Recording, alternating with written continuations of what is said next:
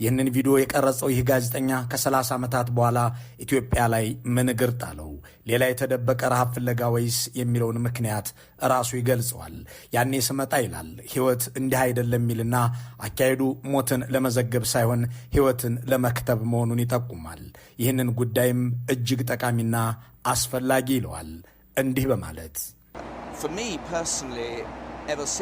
ለእኔ በግሌ ከዛን ጊዜ ጀምሮ ኢትዮጵያ ከልቤ የማትጠፋ ሀገር ነች። አሁን በድጋሚ እየመጣሁ ነው አንድን ጠቃሚ ነገር ለመመርመር። ይህ ጉዳይ በኢትዮጵያ ልማት ውስጥ ወሳኝ ነው።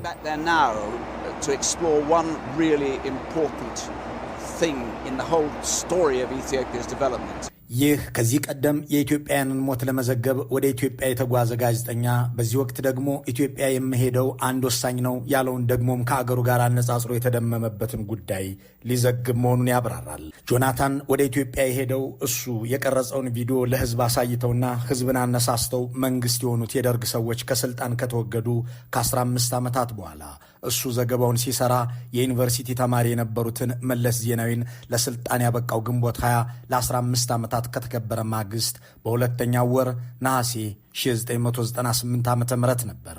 ከዛሬ 19 ዓመታት በፊት ወደ ኋላ መሆኑ ነው። የጆናታንን ቪዲዮ ለህዝብ አሳይተው ስልጣን የያዙት ሰዎች ከዛሬ 34 ዓመታት በፊት በዛሬው ዕለት በውጊያ ተሸንፈው ስልጣን ለቀዋል። ዛሬ ለቃቂዎቹም አስለቃቂዎቹም በስልጣን ላይ የሉም። ቀኑን በማስመልከት ክርክር ሲደረግ ይስተዋላል።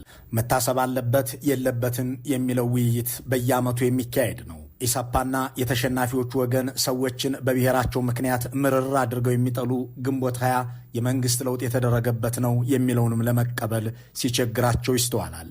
የወንድማማቾች ጦርነት የተጠናቀቀበት ዕለት ነው የሚሉ ሰዎች ደግሞ በቅን ልቦና የተላለቅንበትን ዘመን የድል በዓል ብለን ማክበር የለብንም ይላሉ።